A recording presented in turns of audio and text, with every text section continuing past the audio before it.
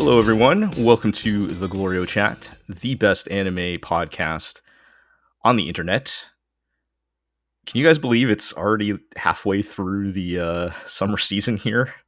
Mm-hmm. We're already hitting episode 6 on a bunch of episodes, but it's been a good one. I don't know, maybe that's why I feel so fast. We're just zooming by. Or just time flying by here. We're already deep into the summer, but has given us a lot to talk about. We still have many shows still on our list. G, I apologize because this is the third episode in a row that we will not get to talk about the Legend of Tokai Teo. Oh no! Well, look, Tokai Teo's old news. You know, it's all about Narita Top Road and TM Opera O now. So you know, okay. I did get TM Opera in the first week when she was out. So damn you! I got to get back to that, but anyway. I got things to say about TM Opera O to all my to all the Uma heads out there. The funny thing is, I'm playing that, but I'm so disconnected from like the meta or anything or fandom or anything. I've strictly been playing it in a bubble, so I have no idea what's going on. But, for you, it's just haha, horses run fast. Yeah, it's fun to see numbers go up. Yeah, but anyway, we do have a lot of anime to talk about, but first, let me introduce everybody. I'm Jel. I am joined as always by Iroh. I'm still here. I'm not dead yet. Still with us, still alive. As you heard, we're joined by G. So here's the real problem, right? Is that the further and further you put off me talking about Uma Musume, the more debt you accrue. Because 4 weeks ago, second podcast. I would have just talked about season 2, but now a month later, I've watched all 3 seasons of the Pretty Derby TV anime. I've watched the Promise of BNW OVA, and now I've also watched the Road to the Top OVA, starring, again, Narita Top Road, TM Opera O, and Admire Vega. And so, like, I got so many horse girls to talk about now. You've played yourselves. You've done this to yourself. I feel like I could have said that entire monologue and be talking about like Soccer Wars, and it would have been exactly the same. You just like in breadth of anime material. You have truly become horse-pilled. By the next Whoa, podcast, okay, hang on. Do not take the horse pills. Yes. Yeah. Do not. They do not cure COVID-19. I think it's actually a paste, not a pill. But gross. But I'm just saying, by the next podcast, I will have watched Beginning of a New Era. I may have even started Cinderella Grey. Like, you know, you're just putting off the inevitable, people. I didn't realize there were that many anime things. I knew like the main seasons. It's kind of crazy, but that is pretty wild. Yeah. Someday, I'm telling you, second podcast, strictly Musume podcast. Yeah. All right. Well, we're also joined by Artemis. Hello. I am here to try my best to bring good taste to this goddamn podcast. Well, are you sure? I've looked at what we're talking about here. I'm looking at the show notes. Yeah. Well, yeah. It'll be fine.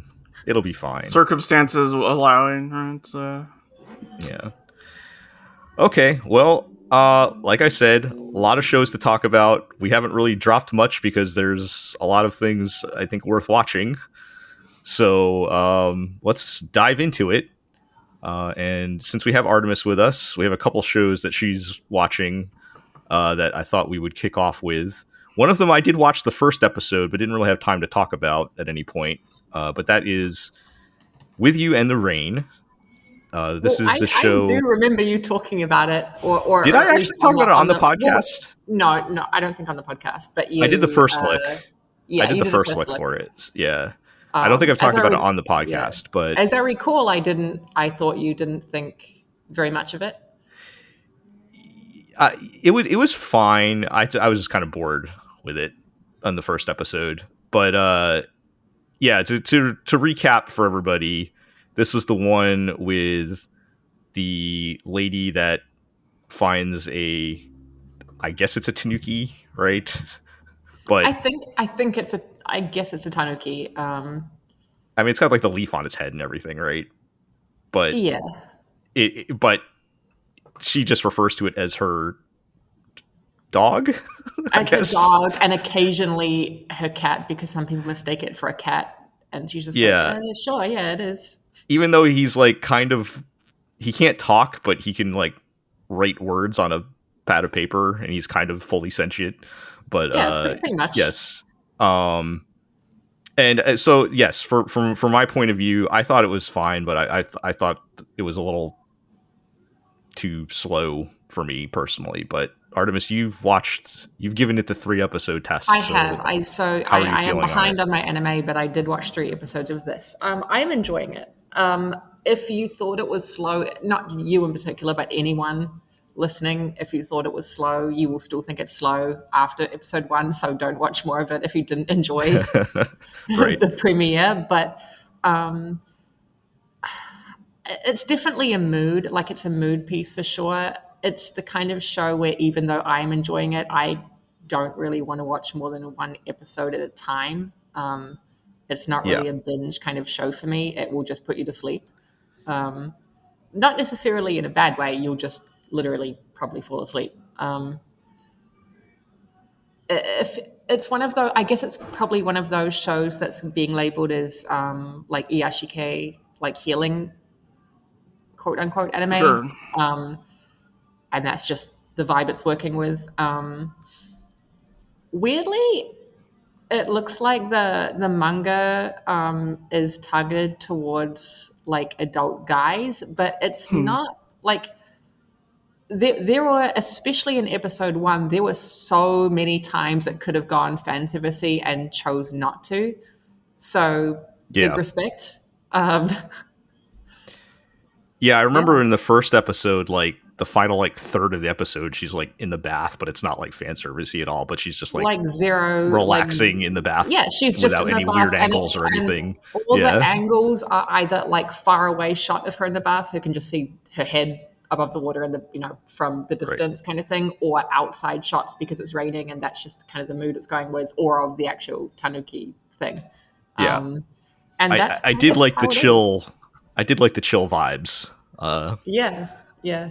In But the 3rd episode, she goes to the beach by no, herself, and okay, she is just fully dressed. She does not swim. She just doesn't want to swim, so she doesn't. So that was fun.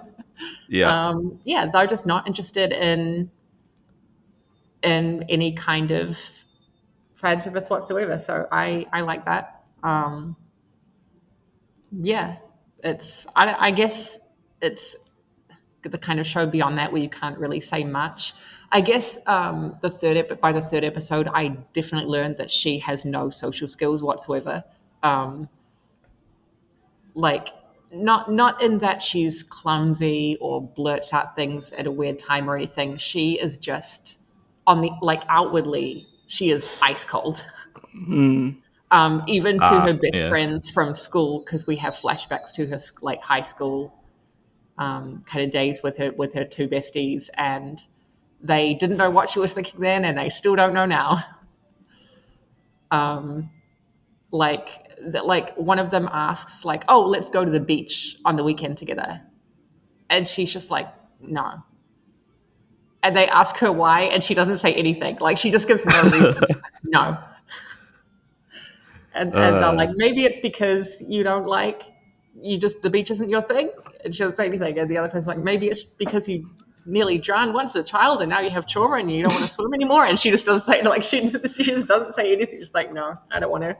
And then she goes to the beach by herself and message and sends them a photo going, I went to the beach, with a photo of her eating watermelon. Power move. Like, it's a real power move. Yeah, So, like, what is the I suppose what is the like through line, the whole thing of this? I Of this don't show at this know. I point? don't know. Okay. Good question. I really don't know. Okay. It's just her and the I mean, tanuki hanging out, and I guess if there the was hook is her any- weird pet, right? Like that's supposed to be the. I think well, that is the hook, but I think also more and more, I think it's her as well, and just her demeanor. And I think if there was, I don't know if there is an overall message, but if there is, it's just like, even if you're outwardly socially cold, like, that's fine. Just continue being yourself, kids. Like, you don't have to. Right. Like, there's no, you don't have to conform to societal expectations to be like femininely Happy and cute or successful, happy, or exciting, or bubbly or whatever. Just like continue doing that and you'll be fine. Yeah, that's kind of it. Okay. Yeah. So I mean, this. To be honest, like I probably would have watched more of this if I wasn't watching 5 other shows in lesser seasons. So I get the appeal of it for sure, but yeah, Yeah, like but like you it said, is even very for you, small. right? It gets a little sleepy after a certain Yeah, for point. sure. It's definitely a piece that just goes by on the vibe, and if you're not into that vibe, if that's not your mood, then it's not. It doesn't really have much to offer. So I get why it would not be everyone's cup of tea. Like I understand why people would just be like, "Yawn. Why am I? Yeah, Why is this existing?" yeah. I'm Right. sure it's good though. Like if you're in the mood for one of those kind of chill type of Yeah, yeah, and I also shows. really, really like the opening and ending animation sequences. I just think they're very stylish and sophisticated and kind of like weirdly European, if that makes sense. I don't know. If just watch the OP, I guess, and maybe you'll get what I mean. Yeah, I It's don't just very. remember. I feel like they didn't have the OP in the first episode. They might not have. Yeah, it's just Yeah, very I'll have to check it out. kind But of. yeah, There's just something about it that's not that I don't see a lot of in anime. So yeah. yeah. Okay, cool. Well, let's talk about something I'm curious about, and that is uh, Osomatsu-san season 4. We have somehow gotten here. Artemis, you have watched a few episodes of this as well, and I'm curious Yes. how are they doing over there? Because it's been a while since I've checked in. So when did everyone here last check in? If you did. The last time I watched, I think somewhere between 2 and 4 episodes of season 3. Yeah, that's about where I was. Okay. Season I did not 2 finish. for me is where I fell off. So Yeah, Okay. I did not. I did not finish season 3 for sure. I think, and I honestly can't even remember what happened in the beginning of season 3 at this point. But The problem with Osomatsu-san, especially after I guess probably season 1, if we're all being honest, is that you stuck around for episodes just like 4, 8, and half of 12. You know what I mean? Like Right. you had to be there for the particular moment that made it Right. worth it. Yes. And if they didn't make it, like if that was too much of a time investment, you wouldn't be watching, right? And I kind of feel like it's the same deal here. I've seen the first 3 episodes so far, and none of them had a moment where you had to be there. Right. So I don't really know if I'm up for the time investment this time. I feel like giving it already 3 seasons is pretty generous for that Yes. kind of thing. So I'll probably end up dropping it. I think it's fine. It's the same kind of dumbass surreal humor. Like sometimes you just you're watching because they're all terrible people, like sad excuses for a human being, etc. And then there are weird moments where suddenly Totoko is in space, and then there are watermelon Right. aliens, and like I feel the like that watermelon. was the stuff that would really tended to like really grab me, because when they did Right, skits that right, were more out there or right. focused. I don't know. So it's still doing all that. So I guess again, if it was kind of a season where there wasn't much going on and you had nothing else to watch, it wouldn't be a stretch to say probably most people here would be watching it. But it's not that kind of season, I guess, and it is a big time sink. So I probably won't be sticking out more of it. this is Right. the first season that they don't have Yoichi Fujita directing again, right? Too. So Is I was it? I don't. I curious. actually I didn't. believe I, I believe that's correct. I Has there didn't check been the any season. shift in style or Not I not don't that know? I've noticed. Not that I've Yeah. noticed. The art's exactly the same, so I'm assuming like none of the core staff changed in terms of like who was animating it, but I I haven't I think we haven't really were noticed any big changes. we were curious about the potential of a Classicaloid season 2 situation where things dropped off, Yeah. No, I where the don't think. jokes were no longer snappy, and yeah, it was just like a big Yeah, no, it's difference. still But it's still very Osomatsu-san. I don't think anything much has changed with like the sense of humor or how they're delivering things. right, The problem also is that the jokes sometimes just go on way too long. So even if something's funny, Mm, like and it is really funny, you can't make it funny for 20 minutes. yeah, Which kind of right. happened with the most recent episode where the whole thing was about one of the brothers getting like a terrible haircut, like a buzz cut or a crew cut, I should say. Mhm. And then slowly, like everyone starts getting one. Like, and it was funny, but it lasted the entire episode. yeah. So by the Right. end of it, it had really kind of worn thin. And I was like, well, you probably could have made this a 10-minute bit Right. Or even a 5 minute bit. or even a Like, five I minute mean, bit. and I I mean, yeah, think that we'll will. talk about that when we get to Yes, Panty Stocking. Yeah. compare increasingly bad to, I think, I mean, not just Panty Stock, I think even City, right? There are two Oh comedy yeah, anime yeah. Yes, this season I that I was, think understand yeah. the power of keeping a bit short, right? Yes, I was going to make that comparison actually between Osomatsu-san and City because I've been watching City as well, and I won't, go into that right now, but they do share the same kind of surrealist humor at times, and because there are two shows with that kind of niche Hmm. sense of humor, I know which one I'd rather be watching this season, and unfortunately, it's not Osomatsu-san. So Right. Right. Right. yeah, so I It doesn't think help here when you is have yeah. another example to compare to the season, Yeah. right? So I think here is probably where I'm gonna farewell that show. Yeah. All right. Well, R.I.P. Osomatsu. You had your glorious moments, You had but your time to shine. It was a good run. it was a good run. Yeah. Okay.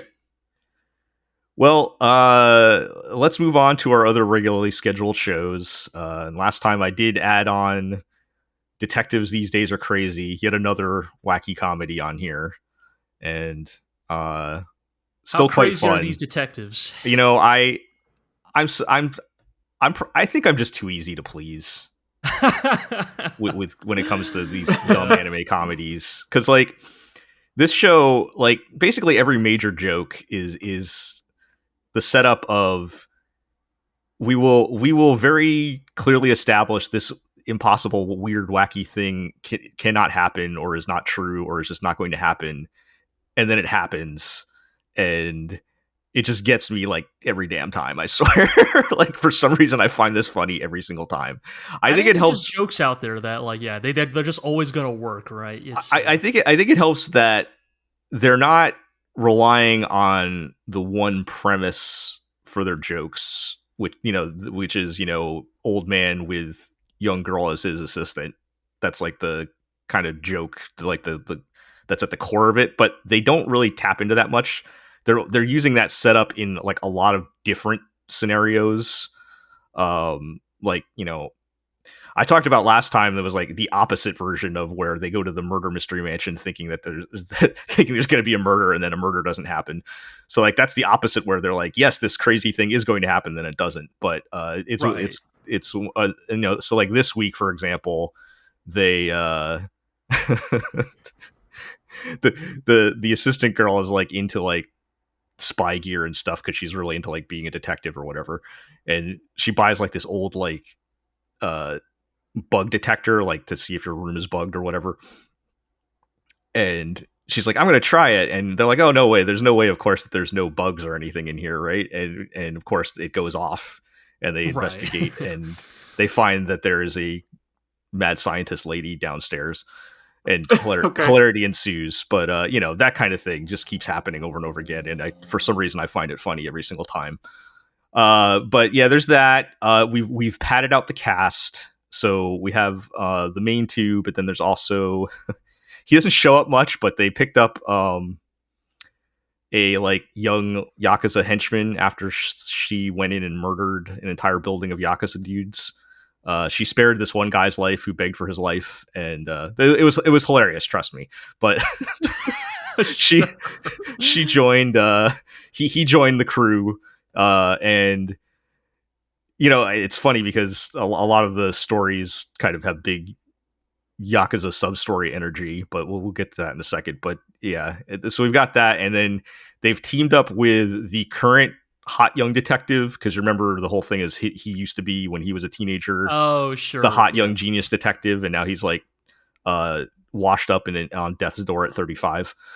And now naturally. Yes, naturally. And so now the hot young detective guy and his assistant are hanging out with them as well, and they're both weird characters, of course, with his assistant voiced by Aya Hirano of all people. Weird. Okay. I thought she's still getting work out of nowhere. I mean, she doesn't really do anime that very often. It's just weird that this one random role she showed up, but yeah.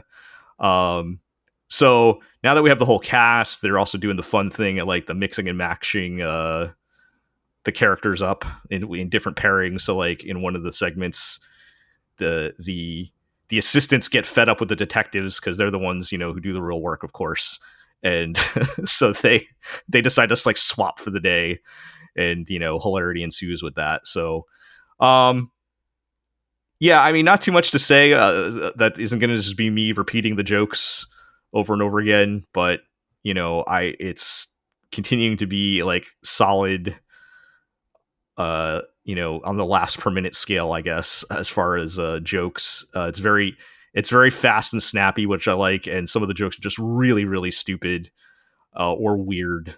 Like, I had shared with you guys the one that was like the most, that was literally a Yakuza sub story where they Right. run into God, what was his name? It was like a nipple tasting man, one of the big four of the creepy old dudes that walk around town, and yeah, that's literally in Judgment, right? What they localized them as? It was like not the Elite Four. It was like I can't remember, but yes, that is literally a sub-story question. Yes, and so one of those games. So the main girl is trying to apprehend a nipple tasting man at one point, and I'm like, they were the Twisted Trio. Right. Right. So I was like, this is literally right out of a Yakuza game. Or you guys said there's literally a Judgment one with 4 guys, right? Yeah. So yeah. Let's see here. The Twisted Trio, the Panty Professor, Judge Creep and Peep. Judge Creep and Peep. And Ass Ketchum. Ass Ketchum. Right, yeah. Led by Giant Impact. Yes, that's why I was thinking 4, right? Because it's the Twisted Trio, and then they come back in the second game as the Filthy 4. Right. Okay. Yeah. So they didn't quite have names on that tier, but that might have been the localization. But it was the same idea, right? Judge Creep and Pete might be an all-timer. That is. That's so stupid. The Sega localization team is truly on another level. Anyway, but yes, that is the kind of humor present in Detective These Days Are Crazy, and I'm finding it very fun. So, let's move on to Bullet Bullet. Mm-hmm. You guys seem not very enthusiastic that you're still watching this, from what I can tell. I'm not particularly enthusiastic at this point. It's not terrible, but also it's not much energy to proceedings, which I think I wanted out of Sungu Park production. The storytelling is not confident.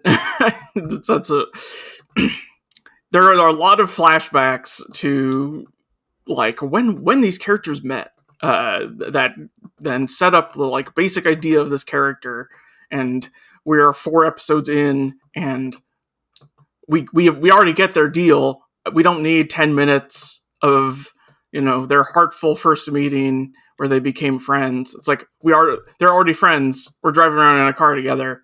We know their thing because we're on episode 4. Why are we spending so much time on this? Yeah, I've been thinking lately, I know it's a basic storytelling thing, but I feel like flashbacks are way overabused.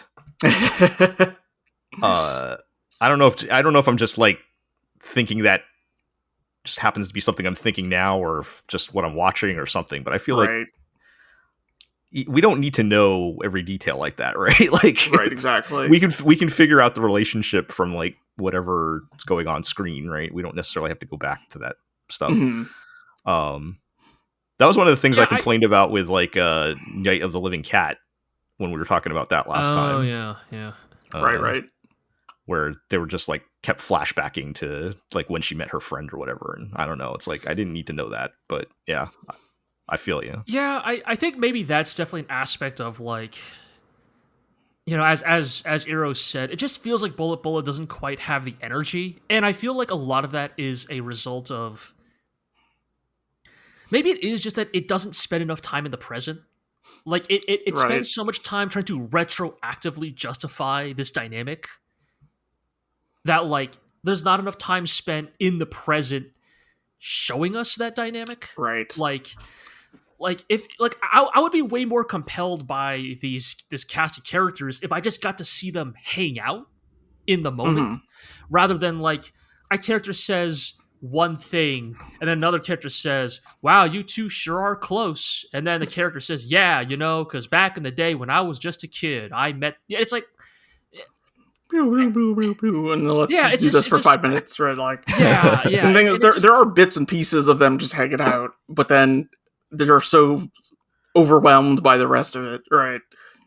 For sure. And I think that even the action that is happening in the moment is like it's good, but like if all we needed was like good action, like we probably would have kept watching God of High School or whatever, you know? Like like I Sung-Ho watched way Park more of is- that than I should have because of good I mean, I think we animation, but all yes. did because on Yeah. the backs of Sung-Ho Park, right? But I think like Sung-Ho Park is a phenomenal action director, but I am beginning to get this vibe that he needs a property, some sort of guardrails to like Right. kind of direct him, because I think because I think back even to like his like, you know, his big directorial or TV directorial debut, right? You know, we keep comparing this to Vanishing Line for better or worse, and I think Vanishing Line, despite being an original Garo story, benefited a lot from. In some ways, Sung-Ho Park gels well with that type of simplistic narrative buttressing. Right. Like you're not really like there to like find out, oh, like what are the hidden depths of Sword, the current Makai Knight who holds the title of Garo. It's like, no, he's just a big idiot who likes steaks and Right. boobs, and he likes to punch We demons don't- until they die. Like, we don't And- actually care that much about, like, the big secret driving the plot so much as what fun adventures are we having along the way there, right? Right, like the big thing is like, oh, we got to get to El Dorado because in El Dorado the demons are harvesting human souls, and it's like there's no like big twist, there's no like mystery. It's this: there's some bad dudes over there, and Sword is a bad enough dude to go beat the crap out of them, and that's fun, right? It's fun in its Mhm. simplicity, and I think like Bullet is doing the classic like, you see, this MacGuffin holds the data that could upend the status quo of our society. Like if it were revealed, the governments would be overthrown and collapse overnight. Everything we know about our world would be turned upside down. And Mhm. not to get like too real about it, but it's like I feel like we live in a world that has ostensibly gets hit by these type of status quo upending scandals every week. And it sure doesn't seem to make a difference. Mhm. So, Yeah. like, to have your plot based on that, it just... And, Yeah. like, you know, this is explicitly shown to be a kind of, like, dystopian, post-apocalyptic, authoritarian world where, like, the government is corrupt and criminals run the streets and roving bands of bounty hunters are just given free, like, are just Yep. allowed to hunt people in the streets. You're really telling me that a scandal about the government in this world would change everything overnight? Really? Like, Yep. I don't know. And yeah, so it's like the overarching plot's not really working. I don't think the character dynamics are there. it's 18 episodes, right? So there's like a long time, or not. No, wait, this one's not 18 episodes. This is what, 12, right? So It's 12, and like I think probably if they drop to 1 through 8, and then I think sometime this week they're dropping 9 through 12. right. And so I don't know, maybe. I don't know. I don't even want to say maybe, because I feel like historically, an anime that's starting off on this shaky of a foot, I feel like rarely ever finds its footing and pulls it together. Right. But it is Sung Ho Park, and I think, and it's a Sung Ho Park original, untainted by the taint of what's his name, Jason DeMarcos. So like, Yeah. we want to give it a shot. We want to believe that maybe Sung Ho Park can do it on his own, but so far, maybe not so much. yeah. Yeah. Mm-hmm.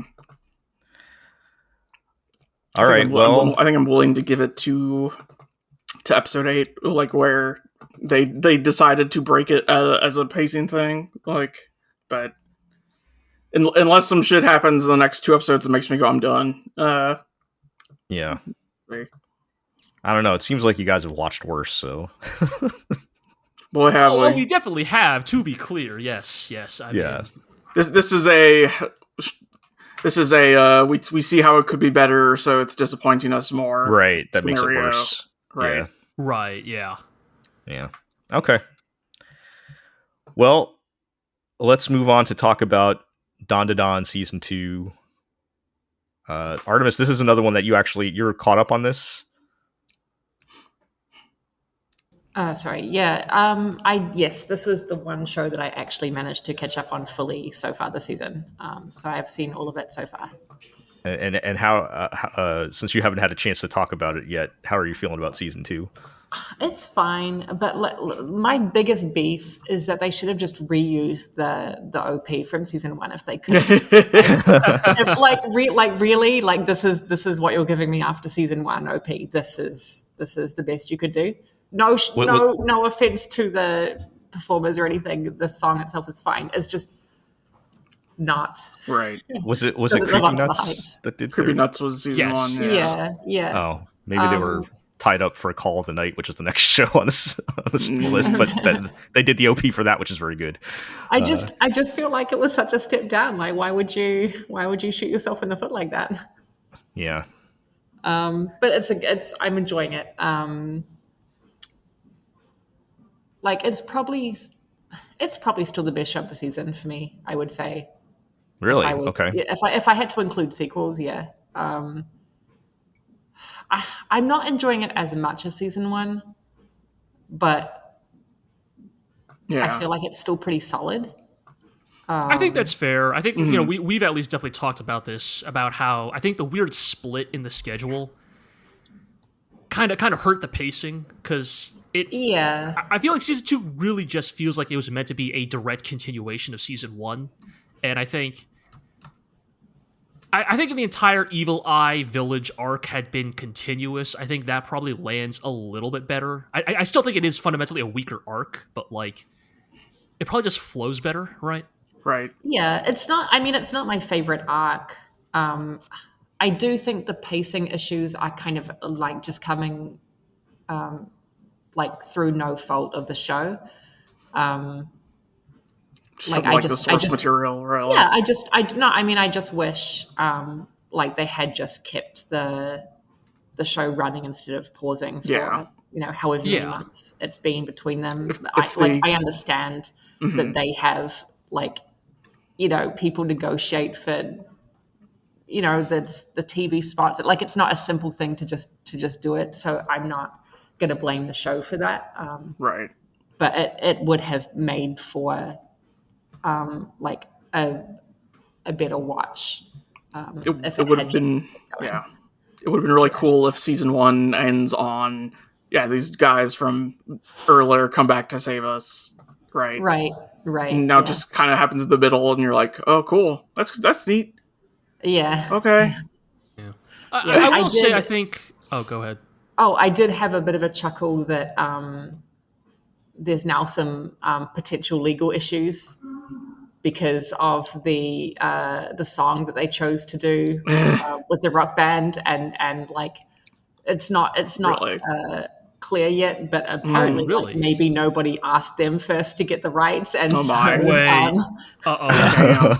I was not aware of this. Wait, that's not. I thought that was an original song they made for the episode. no, it is an original song, but because it's like very clearly so inspired and Oh, specific, shit. like specific like movements and like just the way it's all been kind of put together is kind of undeniably inspired by, and so I think it was the front man reached out. He just posted on his Twitter like, I wonder if they consulted anyone for this because it wasn't me. Yeah, that's. I did see for the dub they got like the guy from Megadeth or something to do the singing. Oh, yeah, sure. That's They got like some actual, or no, not for Megadeth. Not for Megadeth. It's from Dragon Force. Oh my Okay. god! Oh, that's what it was. Dragon Yes. Force. Yeah. Wow, That seemed more likely than the guy from Megadeth, but yeah. That is a blast from the past. Yeah. Lead singer of Dragon Force, former lead guitarist of Megadeth. Wow. So- Okay. Well, but that's I was not aware. Wow, that is that. I feel like anime is usually actually pretty good about getting those things cleared beforehand. So that does make me wonder. It wasn't clear if they did or not. Like potentially they did and just didn't, and just he wasn't like told, because I could see that happening. Like depending on who exactly owns the rights, because like he doesn't. Oh yeah. Like the label would. Like maybe they just went to the label and the label was like, sure, this much money, please. Like however. Right. You know. Right. Yeah. Wow. Yeah.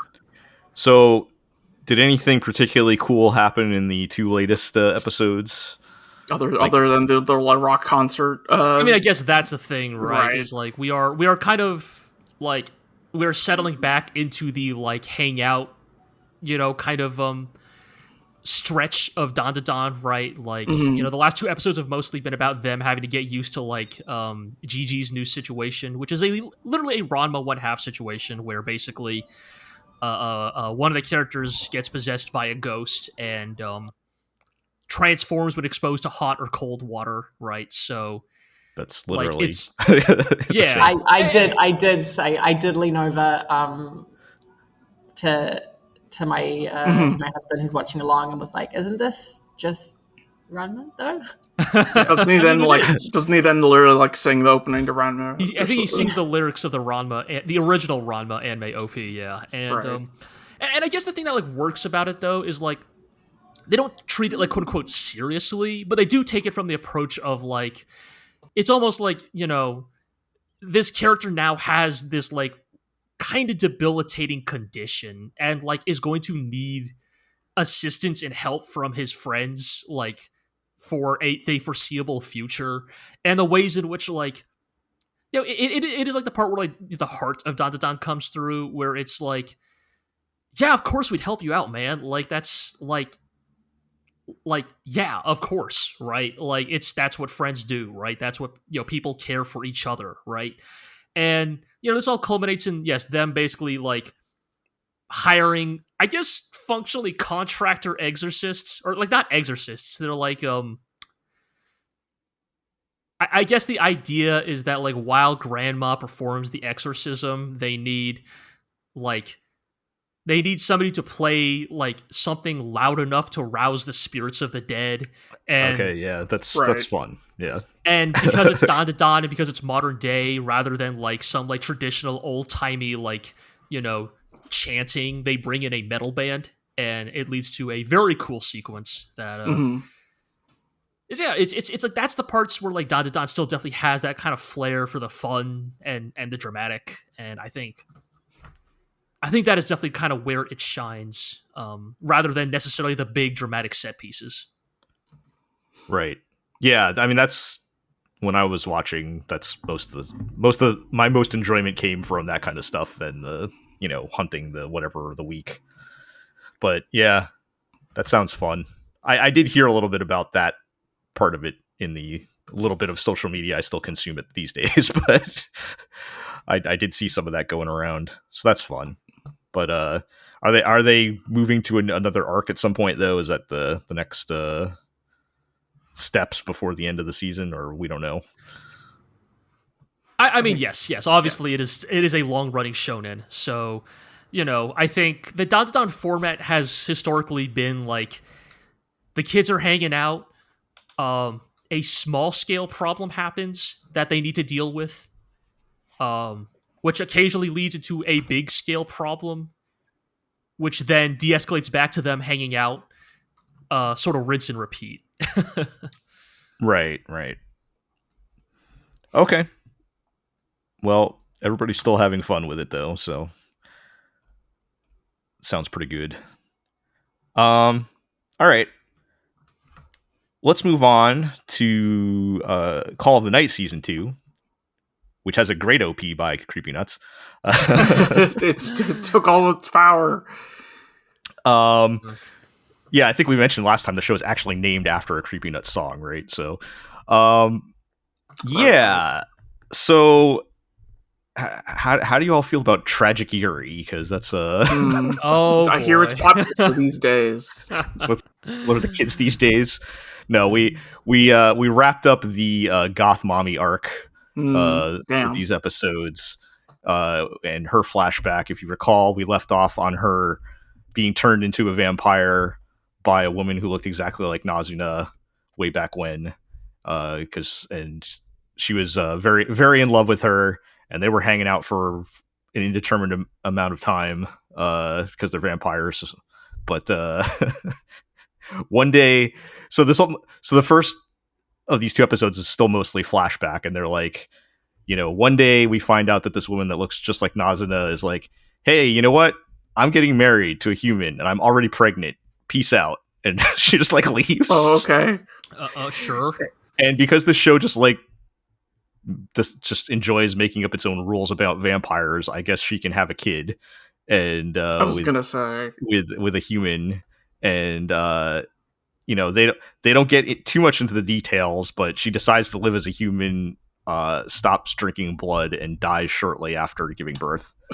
Okay, but she leaves the child, who is Nazuna, and looks exactly like her, to our goth mommy vampire who was in love with her, and now she has to and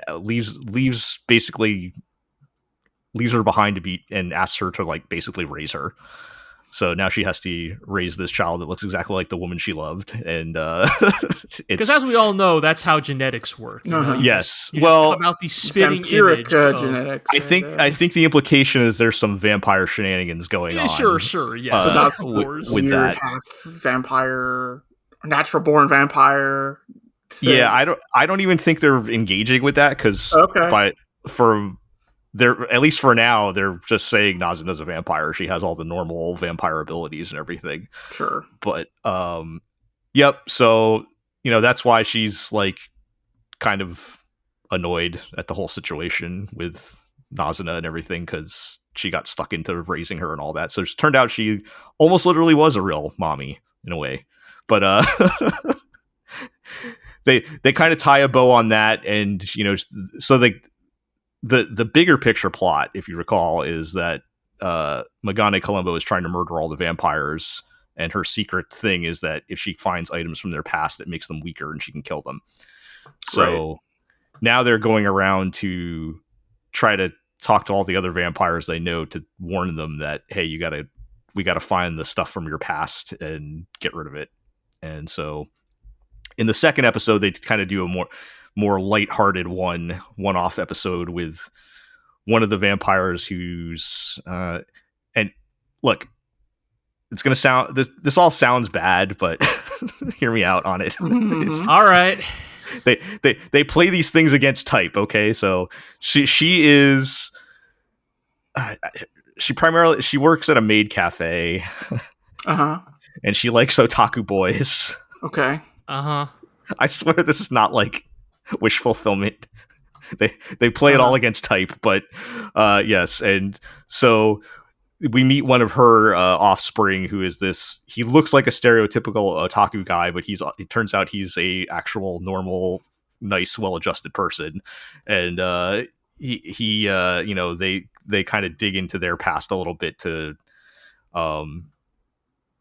you know, try to protect him. So he, you know, it turns out he has some old dojins that he has to burn at the end of the episode or something, and it's pretty fun. It was kind of a nice one-off lighthearted thing after like a more serious three episode arc. And you know, they haven't given any hints on what other vampires or which vampire they're going to go try to save next, but that seems to be the main plot of season 2, is trying to stay ahead of Magane Colombo as she's trying to murder everybody. So I'll be interested when they get to the leader of this particular group of vampires, who's the tall, hot big sister office lady, which, you know, she might be next. I'm not sure. And I think that's like the main 3 that are in her group. And then I'm sure they'll get more into Nazuna stuff later. But anyway, it's been fun. Like I said, a lot more plot in season 2, a lot more plot and lore going on, which is fine. Because again, they're not taking it like too seriously. You know, they pick their moments on when to get kind of a little more serious and heavy, but it's still pretty laid back and kind of silly most of the time. Mm-hmm. And yeah, I'm really enjoying it. I'm actually surprised. Like, I feel like season 2s are usually more of a, if not a disappointment, a drop off. Like, it's pretty rare where season 2s are like improving or maintaining the quality of season 1. And you know, I'm glad that seems to be the case here, at least. So it's expanded the scope of the show without it getting like, you know, bad. I guess. So. It is nice when a long-term like story like builds upon itself over time, right? So exactly, yeah, they're, you know, slowly building up to all of this, right? So it's pretty fun. Well,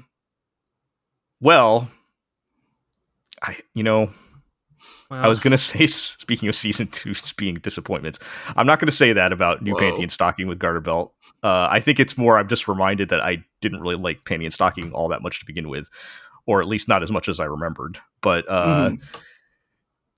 yeah, we got 2 more episodes, and I feel like this was another block where we had like one really, at least to me, there was like one really standout segment, and the rest were kind of eh.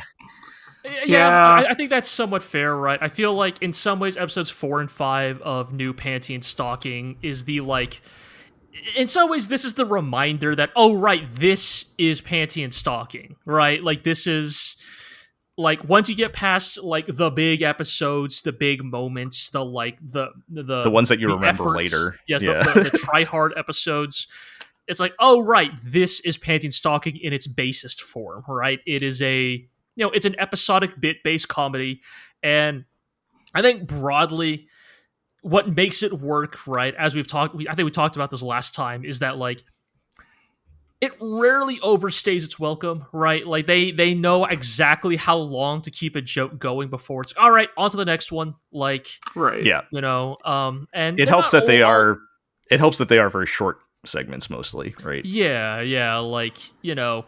And I think it's like and as a result, it's like, even if they don't always hit with 100% accuracy, it's like, well, we're on to the next one, and maybe that one will, right? And, you know, I think obviously probably the highlight of these 2 episodes probably is it's the Kai Igarashi directed episode in the second half of episode 4, right? Yes. Which is, I was referring to it as the Space Ghost segment. The extensive tribute to Jack Kirby. Yes, and specifically the New Gods, which is like which is like, even within the works of Jack Kirby and DC, is like and another layer below the iceberg. Like, I mean, most of us probably know the New Gods from, like, you know, we all, you know Darkseid, because Darkseid is the one that everybody knows, and then maybe you remember a couple of the other characters who showed up in like the like Bruce Timm Justice League cartoon.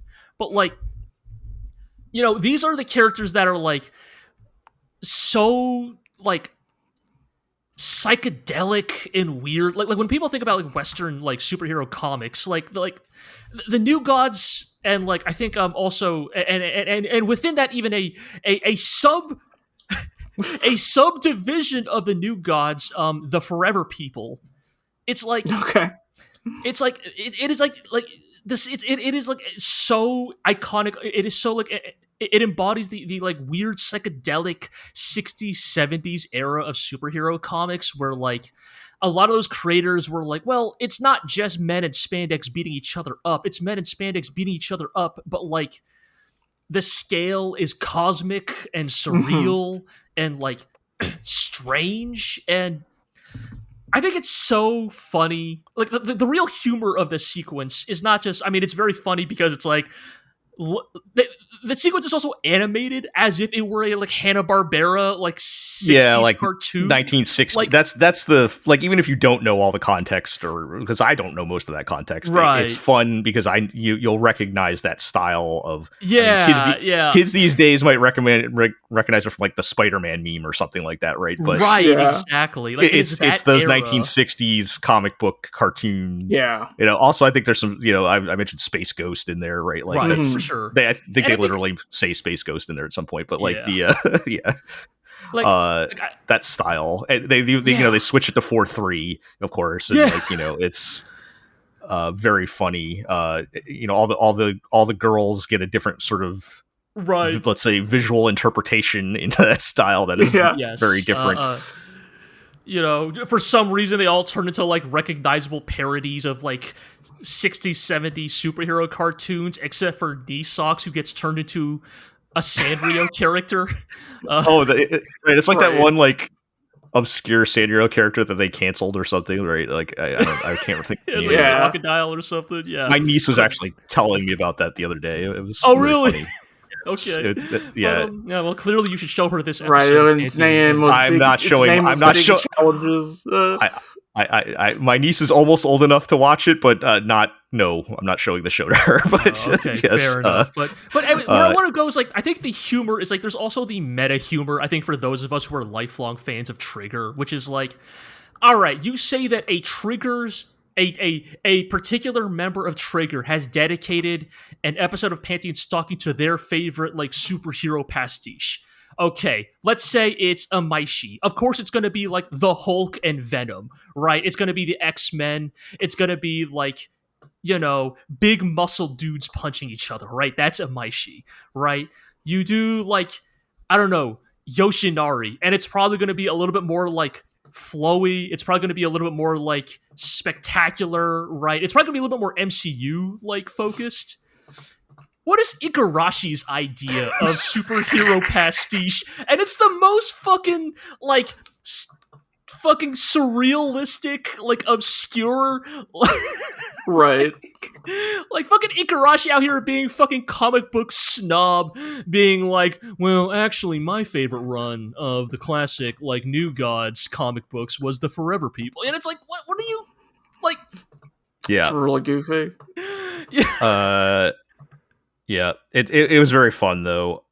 Unfortunately, outside of that, I'm almost hard pressed to remember any of the other segments. Like, there's the like a goofy election bit. That was pretty good. That was the Kimiko Ueno one though, right? Like, she's done. She's done several of these, but that's like the one that I'm willing to be like, yeah, that was funny. Yeah, that was good. That one had like the good brief like Bochi bit with like the CG like low poly brief. Oh like, yeah. Rotating 360 degrees, which for some reason just always works. I mean they're fun bits, but like they kind of just go in one ear and out the other for me, right? Like it's just right. Yeah. I mean, what was that line in episode 5? The first bit. I think I literally was like, I was like talking with Iro before we watched like episode 5 of Panty Stocking. All right, like what kind of like dick or poop joke is a Maishi going to hit us with in this episode of Panty Stocking? Uh-huh. And then we have Knee-Socks say the line. I have it here. Her anal retention muscles have breached the limit of demon kind. Oh yeah, that was. And they're now triggering a great demonic supercell. that episode was like really teetering on the border of being too stupid. Yeah, I mean, yes. Like Well, that was like, yeah. I don't know if it quite crossed over, but it was definitely at least wavering on the border of being too stupid in that entire episode. right, But right. I think yeah. it's like that is very much like that is. Panty and Stocking is going to be the show that always pushes the boundary, and it's not always going to work. But I think the episodic nature of it is like what keeps it like fresh for me. I guess the big sequence in episode 5, which I think the reality is like none of us are like that kind of person, but like my understanding is that like the big sequence in episode 5 is like if you are a fan of like old school B film, like B horror, like the like serial killer like episode is apparently goes just as deep with the like deep cuts into like classic like oh, what is that term for like Italian horror, like giallo or something? Like, yeah, I know what you're talking about. Yeah, like giallo cinema. Like it's like apparently it's like that sequence is filled with like shout outs and deep cuts and references to like the greats of like obscure B horror. But like I think it's just that none of us have that like background. Yeah, nerdy, and so yeah, and unlike the other episode where I felt like again I didn't really know much about the context of it, it still was funny, like it hit still, like that one it just sounded like, yeah, this just feels like another episode of Panty and Stocking, right? But yeah. Okay. I mean, again, like I enjoyed watching it. Just like just it's not sticking. Nothing. No, like I mean, one segment out of two episodes kind of really stuck with me on that. But yeah, which is fine. It's and I think that is watch. probably the reality of what Panty and Stocking is, and right. It will hit us. That's why our like. Original... That's why, like, you have the fond memories 15 years later because you only remember those like a couple of really good ones, right? And then you forget, a lot of the show is just, it's fine. But yeah, it is fun. Okay. I mean, I feel like we are like due for like probably a big episode soon, right? I think I think the Anarchy Sisters did get introduced in like episode 6 or 7 of the original. So like, if we were following that format. We got the Angel Boys coming soon. Right? They're coming soon. That'll be the shakeup we need, maybe. I think so. Also, shout out before I forget, the full version of the OP and the transformation mashup got released. They're really good. Teddy Lloyd is still a threat. Teddy Lloyd can still cook. He never went anywhere. Else. Yes, the track Angels and Demons is an insta permanent add to the playlist. The full sorry, go ahead. G. You can finish first. Yeah. Also, the full version of the new Panty and Stocking OP. I think I'm now comfortable saying I like it even more than the original OP. Like I know the original OP is iconic, but like I love this new OP. The full version of the track is like, it's good, but also in a way where it's like, wow, you really committed to the bit here. Like, it is this really, really early 2000s coded, like, pop punk girl power, like, track with a rap breakdown in the middle. Of course. And it's like, you know what? Yeah, you understood the assignment. Yep. That's like, perfect job. For the thing. All right, this might be controversial, but I love the mashup with the two themes together. Mm-hmm. I still like Scanty Knee Socks by themselves better. The theme. I think look, it's that song was perfect. Did not need to be touched. So I mean, look, we're just gonna become old men reminiscing, but like, man, when Scanty Knee Socks first show up and they hit you, they have their own theme song. Yeah, because I'm such a sucker for like foil characters, right? And when they do both, the transformation, how it's, it's the spin on Panty and Stocking's transformation, and then they have their own theme song, and that hits so hard. And that song is just like perfect. So Oh, like, it's so good. I mean, yeah, I feel like the gauntlet really is thrown down here, where it's like the Angel Boys need to have their own theme, right? Like Shirley, Yeah. yeah, and like that's the pressure's on because it's got like those. It's got to go hard, right? So like, oh yeah. the pressure's on. I am almost wondering though, like because it's like two fuckboy angels, like are they gonna go the like boy band or like K-pop like route? You know, like are they gonna Yeah. get that like that kind of style? Like is their theme song gonna sound like an NSYNC track or something? I don't That would just yeah. know. You know. That would be pretty fun. Yeah, because then it would be. Yeah, I feel like if it were like K-pop, that might be too modern. It would be something like 2000s NSYNC or Backstreet Boys or something like that, right? Yeah. That would be pretty funny, but we'll see. I'm sure that's coming soon. Maybe even by the time we get to next podcast episode. But yeah, hopefully that'll shake things up, and I'm sure it'll be fun. Okay. Let's talk about Gachiakuta, which Artemis, you mentioned you also caught an episode of this. I caught one episode before I had to leave. I thought it was trash. I am genuinely shocked to see this on the list that you guys are up to this what, halfway now, I guess. It's going to be 2 cores, so oh god, I would love to know why. Please explain. I don't know. It's fine. I don't hate it, but I don't particularly like it. I think it's fine, right? I think watching this for me is an exercise mostly in going, all of these shows, like it's just like calling out the checklist of shonen tropes almost, watching it, right? Yes. Me pointing and going, hee, it's the thing.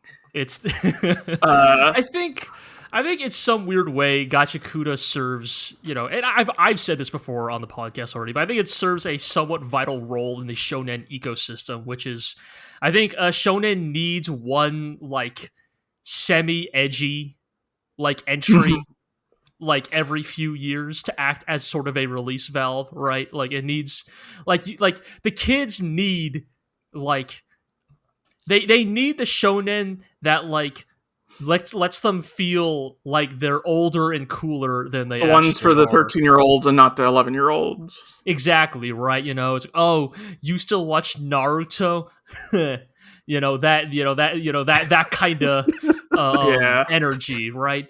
And I do actually see that with a bit of like loving like tone to it, because like I don't know, I think it is fun. Like I as someone who like enjoys like a somewhat self-aware edgy work from time to time, it's like I think there can be appeal to it. I would say with Gachiakuta, I think for me, the thing that really like drew me to Gachiakuta initially is just and this can be true for many shonen, but it's like I just think the art and character design in this is like really quite good and striking. I'm a very big fan of Kei Urana's art.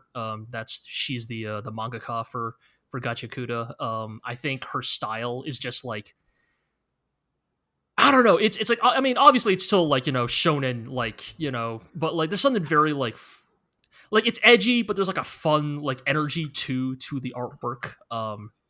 The thick, bold outlines, the kind of like lanky, outsized proportions of the characters, the kind of, and to a certain extent, even the variety of character design and body types that are in Gachiakuta that I have also liked. But I can't really deny the accusation that like this is like in many ways an extremely by the numbers shonen. Mm-hmm. Yeah, I mean, to be clear, you guys, because we've been talking about it for a couple weeks now, like, or a couple episodes. You guys are not giving like some kind of amazing ringing endorsement of this being like this amazing show that's changing the genre or anything, right? No, like it is certainly not peak, as the kids would say. But it is. It gives us no chance to talk for 20 minutes a week about like the state of shonen anime, just the shonen manga to shonen anime pipeline. Yes, even the way that this exact type of show has an incredibly outsized presence westward, right? Like, even to me, who is not terribly enthused, but like I said, I'm watching it because it's all stuff I recognize, right? There's a certain sense of, with this type of show, there's a certain sense of like, this is anime. There's almost a comforting presence to seeing it, right? Because when I was a kid, I got into Dragon Ball and Naruto and Bleach, right? And and like, right, Don to Don's enormous also, right? This season, and it's like, to a large portion of the audience, like, what, Don to Don and Gachiakuta are like the two shows this season, and nothing else matters, right? Right. Oh, go ahead. Yeah. And so that, all of these things are why I'm finding it, you know, if not like it's super interesting, then at least a curiosity, right? I mean, would it be fair to say that, though, that like something like Don to Don does more to kind of establish its own sort of personality versus something like this? So that's an interesting question, because then we start getting into like, overall, like, Don to Don's like writing and milieu and such does have like a strong personality, but then you have something like Gachiakuta where all of the personality is kind of wrapped up in the aesthetic. Is that fair to say, G? In the sense that, like, I look at it and I'm like, yeah, I'm going down the checklist, right? I'm not doing that as much with Don to Don. But with Gachiakuta, I'm just like, yep, here they're hitting XYZ, but it looks like this instead. You know, right? There's that almost like, I don't know, like there's almost that fascinating aspect of how like almost all shonen are built out of like roughly the same mold, and so because then I think you then ask the question, well, then how come this shonen is good and this one is not good, right? Like if they're all using the same like ingredients, why do some turn out better than others? And it is like that like nebulous mix of like aesthetics, booking, storytelling, like dialogue, like I mean, we go through this every year with Sentai and Rider. Right. Like, they're so formulaic, and down to like, on episode 16, the Sixth Ranger will appear because it's always on episode 16, right? So yes, they're so formulaic, and so it comes down to like weird specifics that are like you say, are hard to nail down for like why one is good and why one is not good, right? Because I think it's like there is no like secret sauce to like, well, Don to Don is good because it did X, Y, and Z, but Elusive Prince is not good because of A, B, and C, or whatever, right? It's like, or maybe you're the person out there who's like, actually, Elusive Prince is good because of X, Y, you know, and I think it's like, I guess to bring it back to Gachiakuta, I guess it's like, the things that kind of interest me about it, other than its aesthetic, is like the ways in which, like, in many ways, like it reminds me a lot of like, oh, like in many ways, this is what modern shonen is. Like we've been talking about like the heavy front loading of world building, like at the expense of like pacing and like actual compelling storytelling, and some of that I feel like is very indicative of just how cutthroat modern shonen publishing is, right? Like in the fan base, right, you literally have the term U19 club, right? Which like denotes shonen that were canceled before their 19th chapter, right? Because like apparently that is like internally the soft cutoff point. Like internally at Weekly Shonen Jump, their internal rule is if you don't hit a certain metric by your 19th chapter, like that's when you get cut, right? So there's an explicit number that you have an explicit deadline in your Weekly Shonen to hit big. And I think that has like led, like, you know, we talk about like evolution and adaptation and ecosystems, right?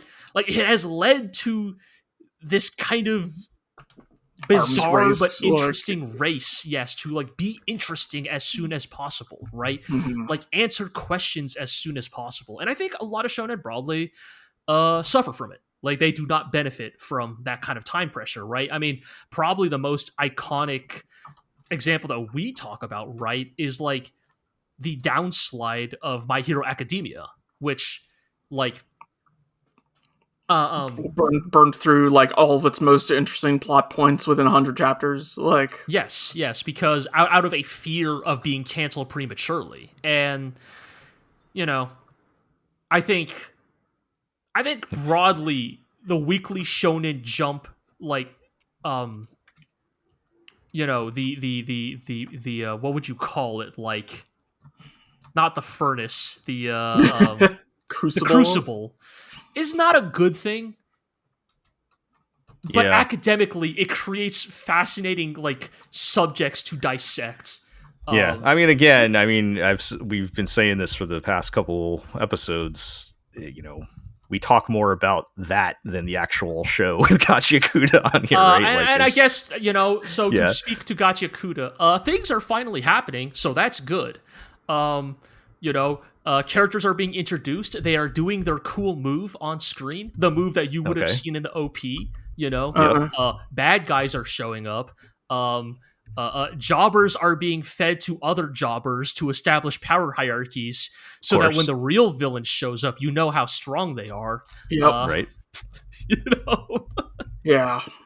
things are happening. Yeah. Well, And some of them, things as ever, right? yes, and some of them may even be quite entertaining. So, yeah. I'm just gonna keep watching Dragon Ball Z with my nephew, Hell yeah. you know, and that'll Yeah. satisfy Yeah. my shonen Dragon jump Ball. needs.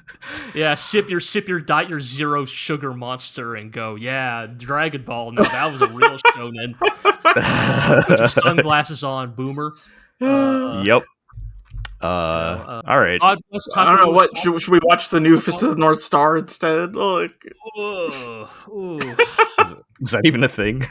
Oh, you haven't seen? Uh, you haven't seen the PV for the new Fist of the North Star gel. Oh no, baby. I haven't seen that yet. What do Oh, you I think thought it this was looks a bit. like? I thought you guys were joking. You guys haven't heard I'm about grabbing it. I'm grabbing it.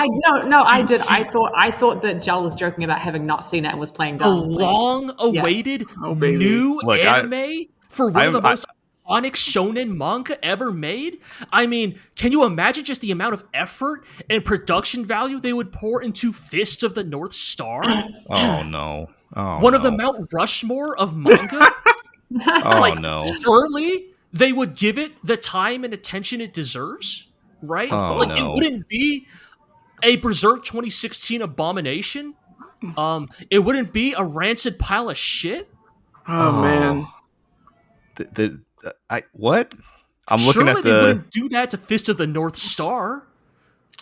Yeah, I'm looking at the trailer now. Uh-huh. You know, this is exactly what I expected, if we're being honest, sadly. I know this is bad for audio, but you know, go watch it yourself if you haven't seen it. I'm out of touch with the internet the past 6 months, so I'm not paying attention to things. But yeah, that's you mentioned the Berserk thing. Gee, like that's kind of what I was expecting in 2025. They're not going to make a nice hand animated Fist of the North Star. But I continue to exist in this weird timeline we're in, where like Vinland Saga and like Takopi's Original Sin get like some of the most like beautiful high effort adaptations, which is great. No, it is great, to be clear, but I am confused. Why they can't do that to like some of like the legendary old properties here? Like you know, we joke about like every shonen is secretly a Dragon Ball or a JoJo. Oh, by the way, as of this episode, we established that Gachiakuta is a JoJo. But well, it may be another Jujutsu Kaisen situation where it is a Dragon Ball masquerading as a JoJo. But like, those are not even actually the originals, right? Fist of the North Star is the alpha and omega of shonen manga. Right. Like, you would think, if anything would get the, like, prestige treatment, right, it would be this one. Yeah, well, that's just how it is, I guess. All right. Well, we can move on, and we'll continue this. We'll see what other things about shonen anime we can talk about next time. Gachiakuta being our excuse for our 15-minute shonen discourse. It will continue to serve its role well here on the podcast. All right, let's move along and talk about the summer Hikaru died. I started to watch this, but then I shifted over to try to finish Takopi before this episode, so I only got like halfway into the first episode, and then I ended up switching. Sure. But and I know, Artemis, you said you watched an episode of this at some point too. Yeah, I guess I'm weirdly ahead of you then, because I did watch the You're like 15 minutes ahead of me on it. But yes. Aha. Hiro, are you caught up? I'm not caught up, unfortunately. Okay, wow. So what the God damn, once again I have to. This is not even like my. This is not even my beat, guys. This is like a fucking Aqua beat or something. Like I'm not supposed to be the one. We're asking the sports reporter to cover a murder. You truly are. So, how far are you, Iro? At least let me get. Oh my goodness. Probably have you watched any? Behind. Great, awesome. And not since last time. Okay. Okay, so well, actually, Artemis, since this is the first time you get to talk about, what were your thoughts on Hikaru based on that first episode? I thought it was really good. I think it's a Cool. really, really solid show, just based on the premiere. I was going to say it's a really good time, but that is not the way to describe the show. It is not a good time, but it is a very good, very unsettling series. It looks great, sounds great. For sure. It is very much evidently the kind of show that means to unsettle you. I'm not necessarily a big fan of horror. I think I don't like live action horror at all, and anime horror is fine. I'm fine. I can deal with it. It's not a big issue, but I think it's often done extremely poorly. Yes. Of all the genres that I can think of that are not necessarily suited to anime, horror would be one of them. This one is, if nothing else, it would stand out for that reason. But I do genuinely think it's good on its own without having any kind of low bar comparisons or anything like that. Right. So I will definitely be watching more. I just didn't have time. No, I think that's fair. Right. Yeah, I definitely think this is quickly becoming a dark horse contender for me this season. I think the premise in the first episode got me pretty good, but it is as I continue to watch that I become increasingly convinced that this one has the potential to be something very special. I think. I think often with these types of because I think it is a horror, but it is also a It is probably closer to what would be traditionally defined as a thriller or whatever the not thriller. I don't know. It is a creeping tension horror rather than big scares horror. Yeah. If that makes sense. But right, it's almost. I mean, I know there is some body horror and stuff, but it is almost more of a psychological thing. Right? Psychological horror. Yes, that's the term I was thinking of. My bad. Okay, well, I think the last two episodes are definitely not filler, but I would describe them as continuing to build up the tension, add building blocks to the scaffolding that is, I think, the overarching theme of the story. Mm-hmm. Episode 5, I believe, it kind of focuses on I guess. Not filler, to be clear, not filler, but it is very much kind of it is a building block episode, right? Because the kind of theme of episode 5 is this idea that Yoshiki and his family are becoming an increasing magnet for malevolent supernatural forces, right? There is this idea that by simply by being in proximity to Hikaru, he is going to be attracting bad mojo, right? And there is a tension that it's not that Hikaru is necessarily intentionally attracting them to Yoshiki, but his very existence is becoming a nexus, and Hikaru will not always be there to be the friendly monster to fight off the Right. bad monsters, right? And the like risks, the physical, like tangible risks that will pose to Yoshiki's family. And you know, I think in the midst of that, there's also like a lot of like good stuff about like the kind of unspoken tension that existed in Hikaru and Yoshiki's relationship prior to Hikaru's death, right? Like they, you know, they kind of use Yoshiki gets possessed by a spirit in episode 5, and they kind of use that to like give a flashback to like a fight that the two had when they were children. That it's not meant to be like, this was the original sin that like set them apart, but more like this idea that like these two have been closely intertwined their whole lives, like through both the highs and lows, and Right. the ways in which the memories that these two share, at least Yoshiki shares, and that the now Hikaru gestalt also now holds, the ways in which like they are inseparable, for better or worse, right? Like if there's a Yoshiki and Hikaru, whatever form that Hikaru is, like if it is inheriting the spirit of the Hikaru that Yoshiki knew, Yeah. they are stuck at the hip, whether they like it or not. And there's some good bits there. You know, there is definitely continuing the like, you know, the the extremely unsubtle homosexual undertones of their relationship. You know, Yeah. you know, just two boys Look, wrestling in the tub. Just to step in super briefly here, compared to the Uh-huh. vast majority of anime, this is downright subtle, like the most. I don't know. most Give it a couple Artemis- The most subtext you could possibly get, just so we're clear on any comparison point. Let's say get to episode 2 and tell me if it's still subtle. Or episode 4. Like, Yes, Okay. and, you know, I'll say episode 5. You know, like what's more great than two boys wrestling in the tub? Yeah. yeah. The fellas is a gay if you whatever, but yes. Yeah. 6 feet apart. Yes. I will say episode 6 is probably the first, like, maybe big plot evolution here, because it is actually focused on a side character up till this point. Asako. She is the, like, tomboyish girl that has been, is part of Yoshiki and Hikaru's class. The Gachiakuta.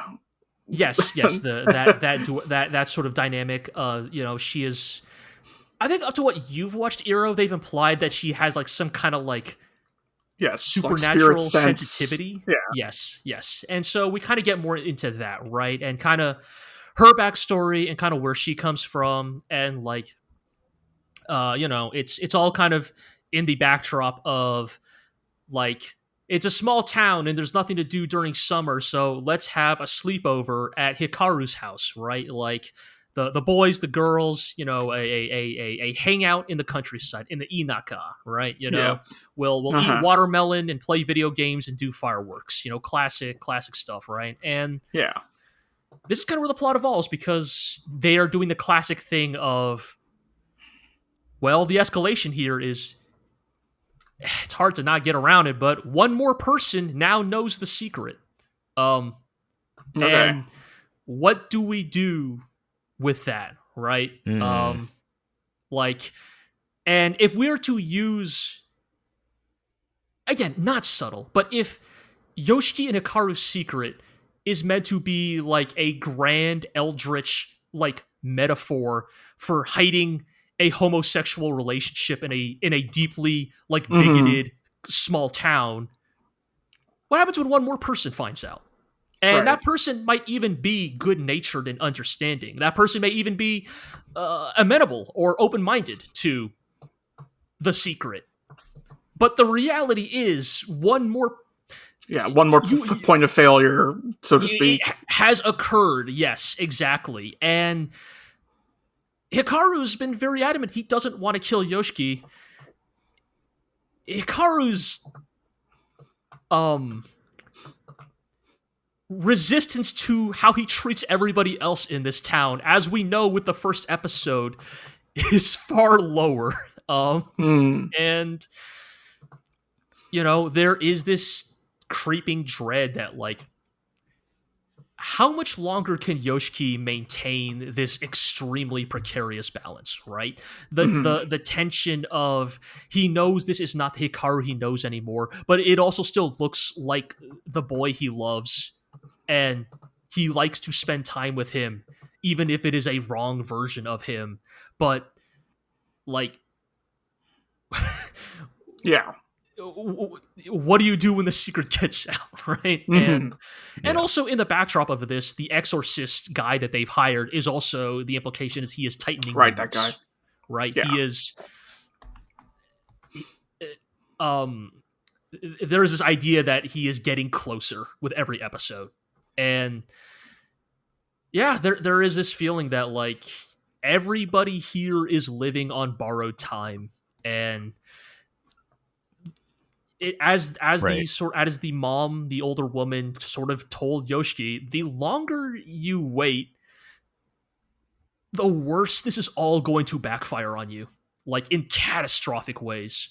And yeah, it's just the slow build, man. Because like you see the car crash coming, like from miles away, and you were just watching it come in slow motion. But like, what if your boyfriend is sitting on the train tracks with you? Like, and he's really fun to hang out with. And you think that, like, well, if I stay on these train tracks with him a little bit longer, lean out of the way. He might kiss me. And that might feel really good. Even if the train, I can hear the train coming. It's like, I can hear the ground is shaking. The ground is shaking.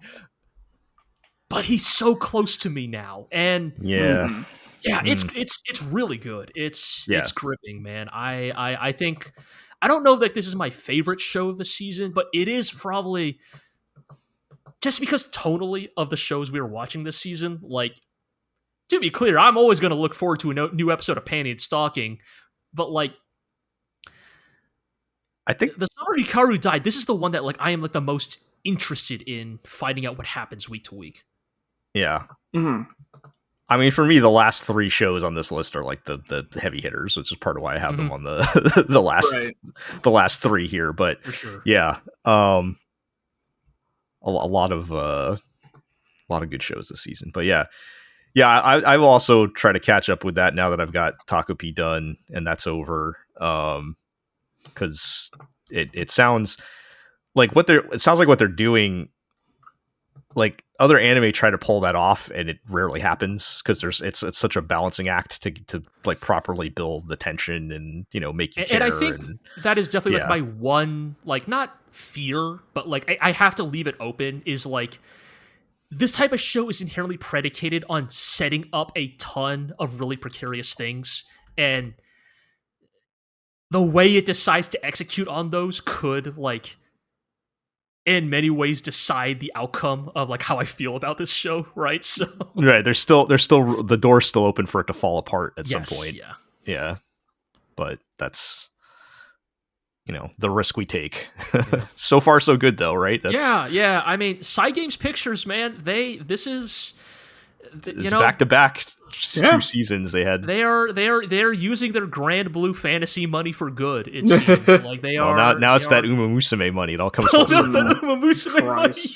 It all, that was them too. Yeah, everything we talked about at the beginning of this show is paying for this stuff here, right? So yeah, I don't know, man. Yeah, it's like they've been kind of on a heater, like this show, Apocalypse Hotel, Bravern last year. Like it's they had Bravern. Yep. It's we got to keep an eye on them for sure. Yeah. All right. Well, speaking of shows that are good but don't make you feel good,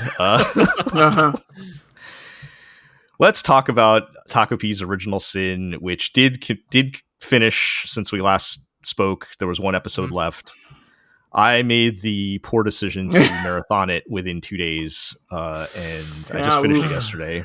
I got to stop doing this. Watch the show, and why? Why would you do that to yourself? I got to stop doing this to myself because notoriously I did this with Vinland Saga because I wanted to finish it before our end of the year rewards, and I marathoned all 40 something episodes of that. Yeah, in like 3 weeks or something, right? Oh shit. And this I did 6 episodes in 48 hours, and there's a lot to take in. In fact, I'm still processing it. But Jel, have you considered just watching good shows when they come out instead of waiting? Whoa. The fact that I am dedicated enough to do it at all in time for this episode just shows my dedication as an I am anime deeply journalist. grateful. Thank you for your service, Jel. Yeah, so it's going to be a little hard in my brain to separate what exactly happened in episode 6 compared to everything else in the final episode here. But it is... I don't know if you guys can hear the many fire alarms going on outside my window right now. That is I've been muting it, but I'm currently talking, so I can't. Very close, huh? Okay, it's right out. I live right on the street in the city, so yes. That would do it. Yeah. Anyway, Takopi's Original Sin. I'm kind of glad that I was prepared, knowing what I was getting myself into when watching it, because it is a lot to take in. There's a reason why they give you like multiple warnings at the beginning of the episode.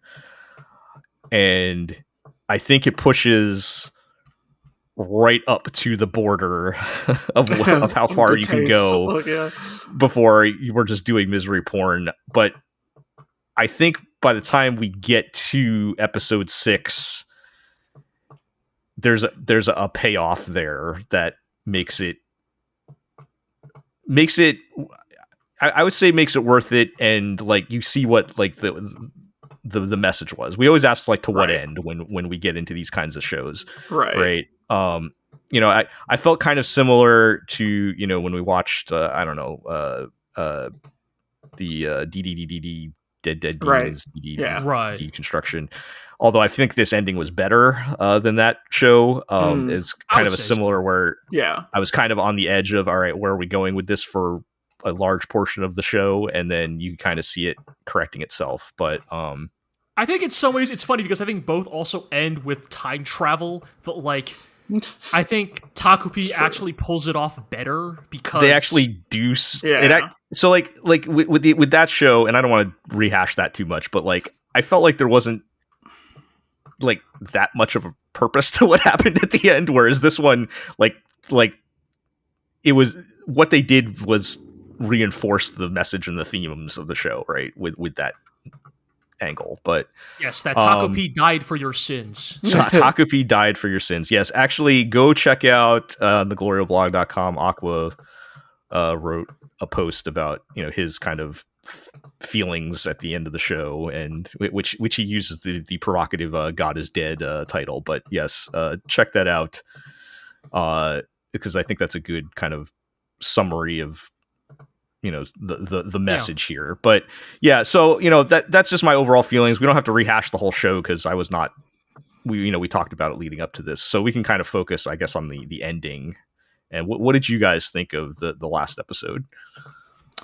It was the message was good. I was also kind of thinking to myself, this is a bit of a Deus Ex Machina. Like, if and one show should not necessarily look at the show with this sort of mechanical viewpoint. But oh yeah, definitely don't think too hard about the details on this one. It's like, you can just do that, huh?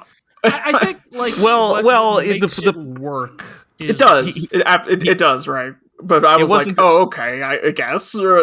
Well, okay, it wasn't that Takopi could have just done this at any time. He had to sacrifice himself, right? Yes, like that was so it was, he had to it did have to build up to that. It wasn't like, oh, right, I had this thing that I can do and then fix everything. And it doesn't fix everything, which is another important point. But go ahead. I think that's but yes. So I think the two things I mainly want to talk about is like, I did feel comfortable recommending Takopi because I knew this ending was coming, and I knew that, like, based on reading the manga, I believe that Takopi has a point. Like, I do think it has something important to say in the midst of its, like, suffering and portrayal of human misery.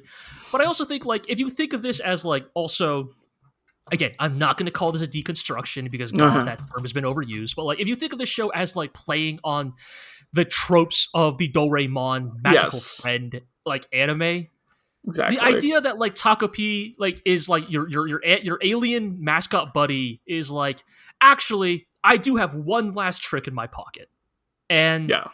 it is the spell I will cast with all of my remaining power to Yes. try to ensure a chance of happiness for these deeply damaged children. And I think even that kind of does play into part of the like, what are you going to pull out of your pocket next, Doraemon kind of like Yeah. feel. But it takes it to its like totally. most like dramatic, compelling conclusion, right? Which is, oh, Doraemon dies to Yes. to make this happen, right? And I, I think, yeah, like, so I think that's kind of what makes it work, even though I do agree, like, it does kind of come a little bit out of nowhere, like, you know, like they've established But, time travel up till this Well, point. like, but how, this is I don't know how you would foreshadow that, I guess. right, So it's, right. yeah. You know, but yeah, and I think, like, it is also important that it comes, like, at the end of, like, a big emotional catharsis, right? Where you Yeah. have, like, Shizuka and Takobi kind of finally coming to a sort of mutual understanding of their Yes. suffering, you know, at the end of like the current timeline, I guess, right? You know, Right. it's like, you know, you get the montage where they get to hang out, and it's like, you know, it's not like it's cathartic, but it is also sad, right? Because like this timeline is still like quote unquote doomed. Shizuka is still a lost child in this timeline, like Right. despite Marita's dead. Like, yes, like Marina's dead, her dog is dead, like her family has abandoned her. She is likely being pursued by the authorities. Like it is the end of the line here, but like that does not mean we still cannot find some hope, some meaning. Like even if Takopi winds back the clock, it is not meaningless to spend some time nurturing some warmth with this version of Shizuka. Like you know, whatever Right. your feeling is on like timeline, like does this Shizuka still exist when Takobi winds back the clock? Who can say? But like even if this Shizuka is to be wiped away in the time stream by Takopi, it is still meaningful to spend time with her. It is still meaningful to like tell her that she is loved and that she is cared for, and that there is still meaning to this miserable existence. And you know, I think that is why, because I think there's a version of this ending that kind of skirts a little bit into the very hackneyed, like, you must find your own happiness ending, like Right. which always hews a little too closely to the, are you depressed? You just need to pull yourself up by your bootstraps. Yeah. Have you considered being happy? And I think Takopi avoids that because like, yeah, go ahead, G. You finish first. because and it is still the selfless act of sacrifice by a person, by Takopi, that like saves these two children or three children if you include Azuma. Like, yeah, it is not like. Go ahead. Sorry, I keep interrupting. You keep. No, it's okay. It's just it is not. It is not up to these children to like. I think the implication in the time skip is that these children must, in some ways, be there for each other. Like, it is only in the arms of each other that we can find hope for. But like, right. But somebody must like ignite it. Someone must instigate it. And in this story, it is Takopi. Right? Takopi is the one who is willing to take that first and final step to try to save these children. And I think that still puts the message firmly in the, like, it is up to us to help each other. Yeah. Right. So, yeah, I spent, because, you know, it gives you a lot to process after watching, right? So I spent some time just sitting there thinking about, like, what is the show actually, because I think there are a lot of things you can take away, like, in terms of, like, the message that are all kind of in that general area. And I think what I came to is, like, I don't think the message is aimed at, like, people if you're presently having a hard time or going through some bad things or, you know, being abused or whatever. And, you know, I don't think the message is for those people to, you know, well, just find a friend, you know, pick yourself up, solve your own problems. Nobody's going to solve them for you. Because I do think there's a certain way you could look at the ending and think that.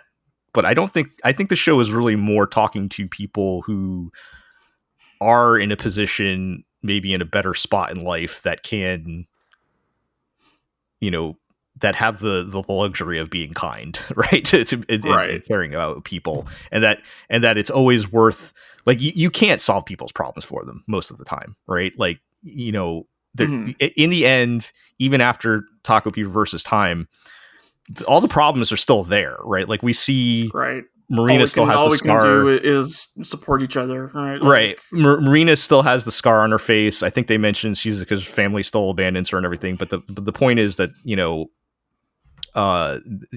they have each other at this point, and that is because I think very specifically, and kind of a more specific takeaway I'm taking from this is like, when you try to be kind and care about people and let them know that people care about them, that's specifically something that can break the cycle of abuse, because now they have a different example to look at. So like the whole like most of the show is Takopi learning to understand the human cycle of abuse, right? Like with the parents and the kids copying the parents and everything.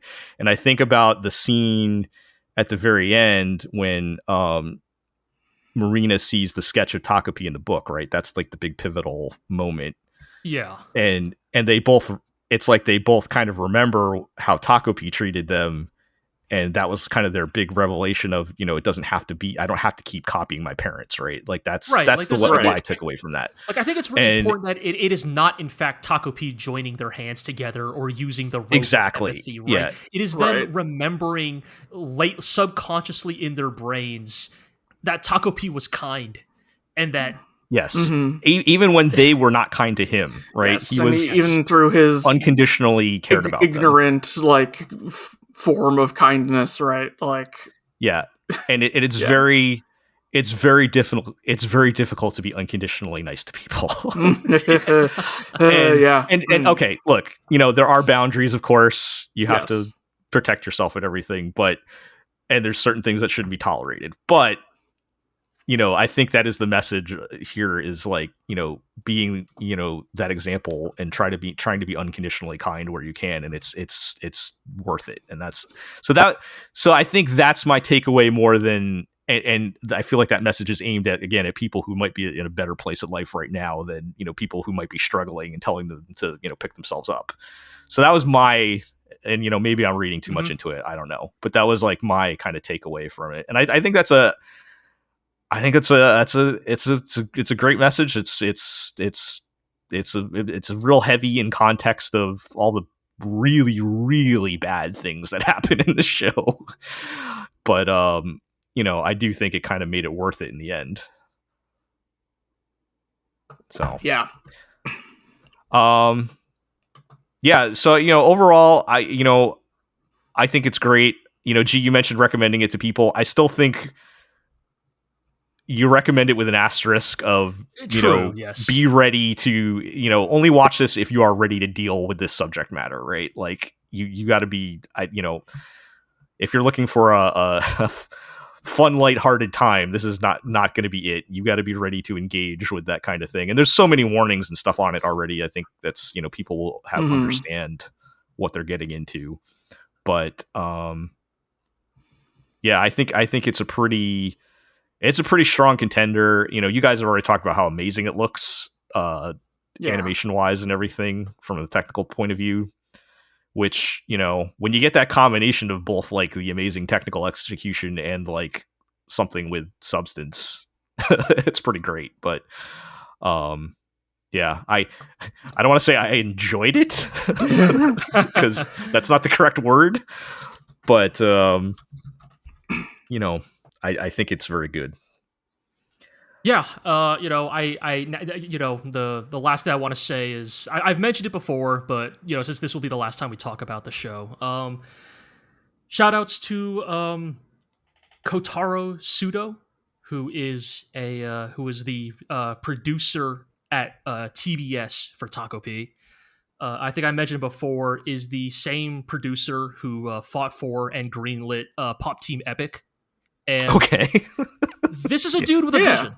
And I have an insane amount of respect that, like, we talk about how we need more Kanamoris in the world, right? Like people on the production side, suits who understand and respect the craft.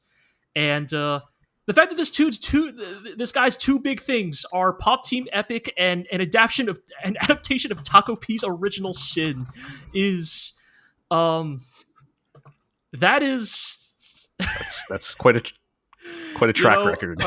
Take a bow, man. You are doing God's work on the side of the suits and the bean counters. Yeah, I think also Making it produced happen. Bravern, right? Oh, did they? Well, I think so. wait, was TBS? Because I thought I don't know. Kotar Suda, right? You said yes. Yeah. Yes. Also credited as a producer on Bravern. Yeah. Wow. What a another one might have needed to have some conversations to make that one go. So what a guy, man. I mean, there's a few things on here that I don't care for, but Sure, but the idea that he's willing to use his clout for stuff like that, I think is it's very cool. Yeah. And of course, shout outs to the rest of the team. Of course, like again, it's a beautiful looking anime, but just, I think again, what I said earlier in the podcast, like. Takopi is the last manga I ever would have imagined getting this type of prestige anime production. Right. Yeah. So They did it. They pulled it off. it is cool. Yeah, it is. Things like this are why I still watch anime. Like truly, because I feel like as long as I stick with anime, I will never run out of surprises. Yeah, for better or worse. Yep. Well, if you guys don't have any other comments on Takopi, we can move on. But I did want to kind of tie something you brought up something you've brought up a few times, Iro, is the conversation of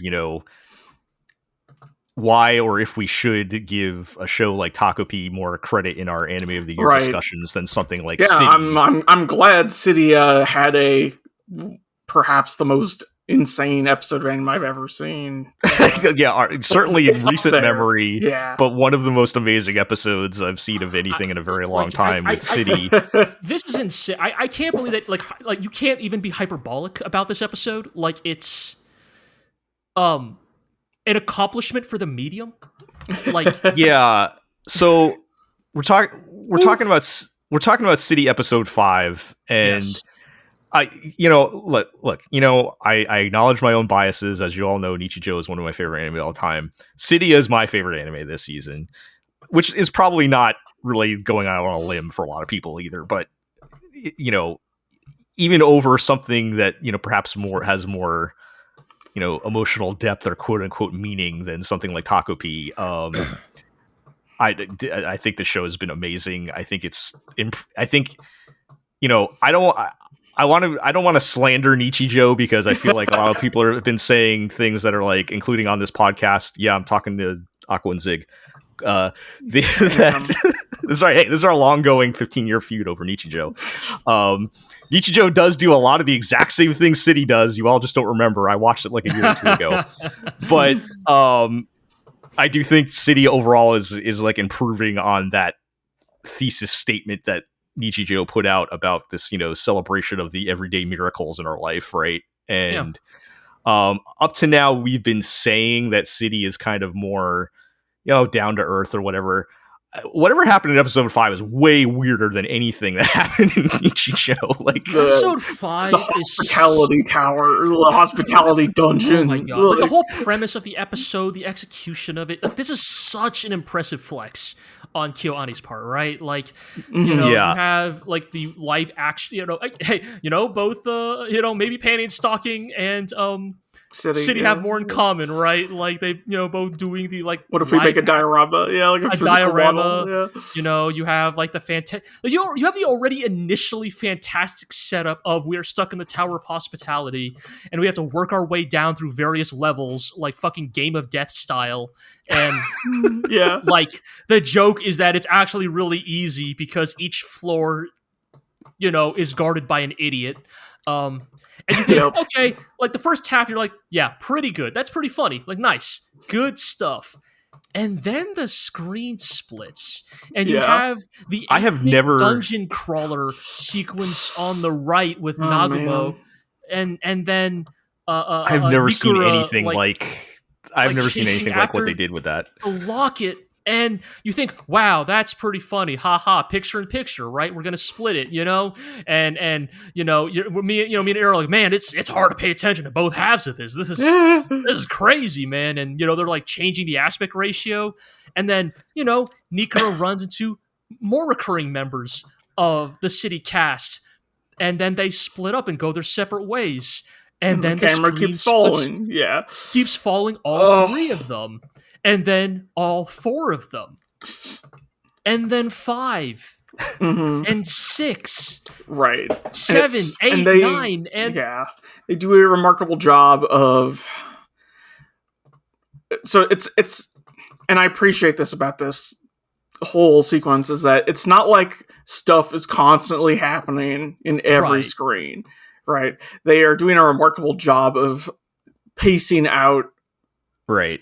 what is in focus and what is out of focus as a bit of how we still have the camera running here, and out of focus Right. as, well, hang on, well, something's happening over there. I need to let me move my eyes down there because something changed, right? yeah, Right. it's so good because it's a really tough balance. So it's really impressive. Like if you think about animation as animation is the medium that is it is the meeting of image, motion, and timing, right? Mhm. 10 out of 10 on all factors on all fronts here in this episode, right? Because you'll have a shot where it's 1, 2, 3, 4, there'll be 9 independent shots. One is the primary one, and then 3 or 4 of the others are very obviously looping, which is fine, to be clear, right? It is signaling to your eye. It's okay. You don't need to focus as hard on that. But then suddenly one of them, something new will happen in one of them. Yes, and your eyes will flick over to that one, and constantly flicking back and forth, and I should have looked it up how what this segment was like in the manga. Okay, so I have looked it up, and it's it kind I of assume is it's just each page is 9 panels that show the thing. No, it's it literally does a Where's Waldo okay. double page spread. At the end of the thing, right? Yeah, the thing at the end that they build up to. And it's just all these things are happening on the page in their own corner, but right. The way KyoAni has chosen to adapt, because I think adapting that in motion actually probably would have been low-key impossible. I think that's why they saved that for the very end. Mm-hmm. But the picture-in-picture idea is such a ingenious way to capture the same energy and feeling of that. It's remarkably well done. We talked about this even in the beginning with how they did the shading and stuff, right? They keep finding ways to not just copy what's in the manga, but adapt it to anime in a very creative way that is still capturing the feeling of the manga, but also looking good as an anime, right? They're just it was really impressive, and even just even just the payoff at the end. Again, I'm biased. I'm a sucker for this kind of thing, but something just felt good about at the end when they zoom out and all the characters that have been living their own separate lives for the most part. We finally get them all coming together in one scene, and it's this kind of, I don't know. It's very nice, community moment of the show is called City. Has been moved outside, and right. The show is called City, right? So it's kind of more about if Nichijou is more of a little more of a personal everyday thing. This is almost more of a community thing, right? As we kind of have a bigger cast and everything, but just every 10 out of 10 in all aspects for the entire episode, right? It is really impressive, something I've never seen before, and it is something that you have to really. It's another thing you really got to see to. You have to we see can't. do it justice with audio. This is like really like when I say this is a triumph of animation as a medium, it is because like there is no feasible way to communicate how impressive this feat is other than to experience it for yourself. Like you gotta watch it. Like for sure. I thought because here's the thing, right? Like for better or worse, anime like discourse online trends towards hyperbolic, as we sometimes poke fun at, right? When people say a shonen anime is peak, or they actually mean that it's shit.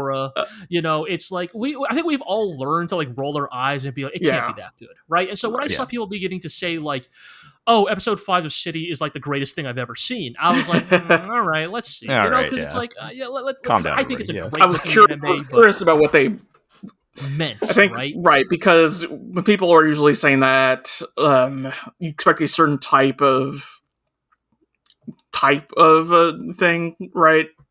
Because, as you say, shonen anime, and so it's like you expect like, oh, big Sakuga moment or something. Right. Yeah. I was prepping myself for like one of the Nichijou sequences, right, of like suplex a deer, right, or something. Right, when like I think it's, or the one where like Mio is chasing Yuko or vice versa, and they're like running on the walls as like they're doing the panoramic camera.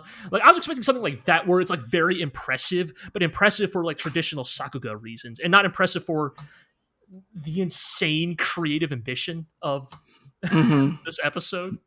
Yeah. Yep, it's very good. Episode 6 was kind of more back to business as usual. I mean, it was still good, but definitely, nothing was going to live up to what they pulled off in episode 5. So it was fine. 6 did have some good bits. We kind of expand the cast even further, or we spend more time with characters when we saw like very briefly, like Grandpa and stuff like that, right? I'm always a sucker for a good I'm not really dead joke. But anytime you see the soul rush back into somebody's body or whatever is very funny to me. But definitely 5 is the standout here though, right? That's the big statement. And I feel like that's like people talk about it for years. That's going to go down in history. It's such a statement of intent. Like, I mean, obviously, KyoAni has been working and active as a studio for years. Like, I mean, since the fire. Like, obviously, they have rebounded in all sorts of ways, right? They've continued to produce things, and maybe some of this is on me because I just don't keep up with KyoAni's output. But like, episode 5 feels like such a strong declaration of intent, right? It feels like such a powerful "we are back and we are stronger than ever." Yeah. Like we have overcome the great trials and tribulations, of this studio's like existence. Like it's really, I will say really in cool. the things I've watched post fire, I think this is the first like quote unquote new, if we're not counting this as a Nichijou sequel. It's kind of like the first new thing that they've done. Like a lot of it has been cleaning up things like sound euphonium and whatnot. And right. They were good quality wise, but they kind of felt like they were just, all right, let's go through the motions, clean this stuff up. I wasn't really blown away from, a technical standard, which, to be fair, KyoAni's technical standards are way higher than anybody else's, but it was, by their standards, it felt like it was just kind of, by the numbers, let's finish this stuff up, right? And this does feel like the first time I'm like, okay, now they're saying we are back, we are still the best in the business when we want to be, and it's so impressive. But I love the show. It's like, very targeted for my type of thing, my type of taste, and it's great. Yeah, I mean, again, a very strong season for comedies. I think, like, it's something about this season, just Sorry, Artemis, we got carried by the momentum here, but I did want to get your thoughts because you did watch the first 2 episodes, I think you said, of City. I've seen. I literally only watched 2 last night, so it's still pretty fresh. Okay.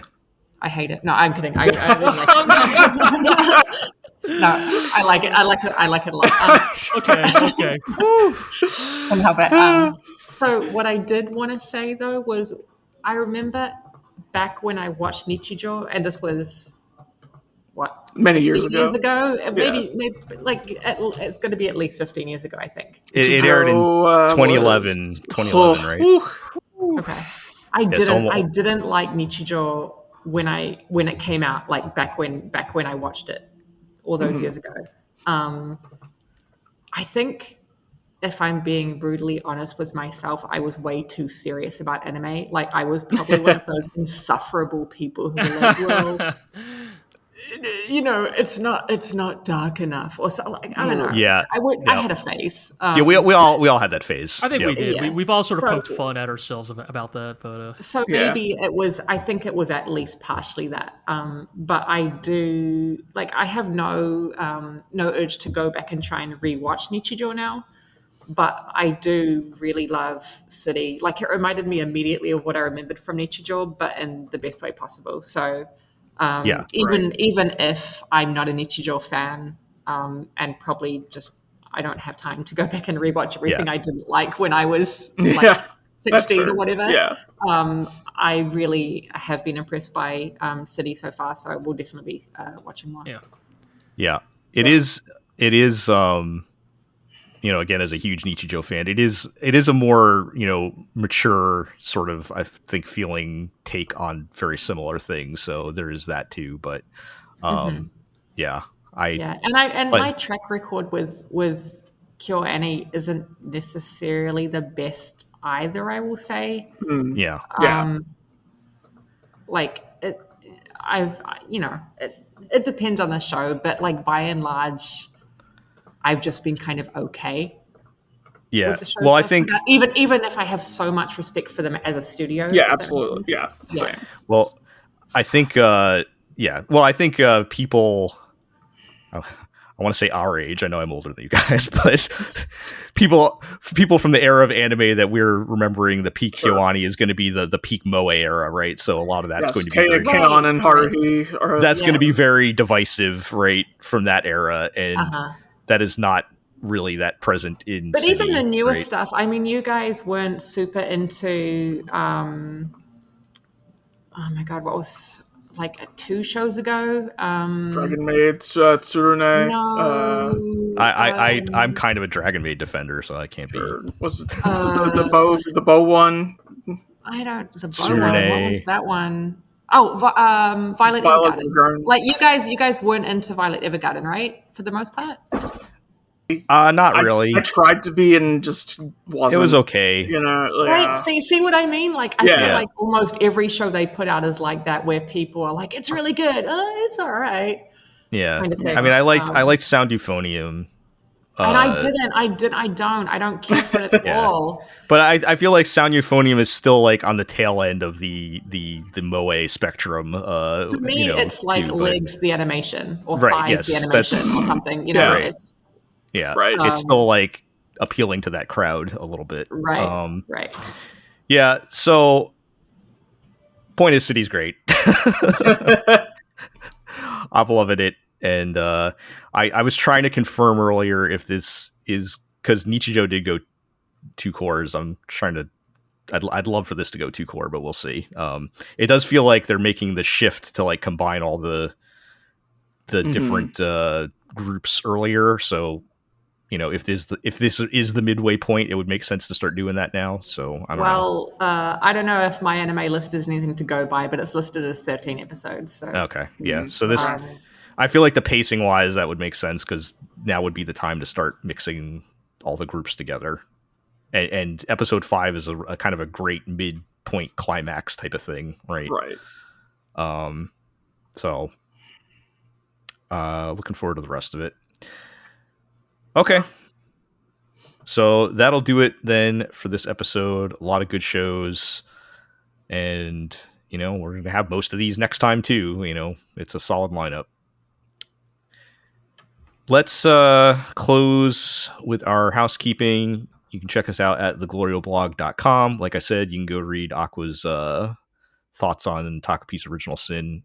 I'd suggest checking that out.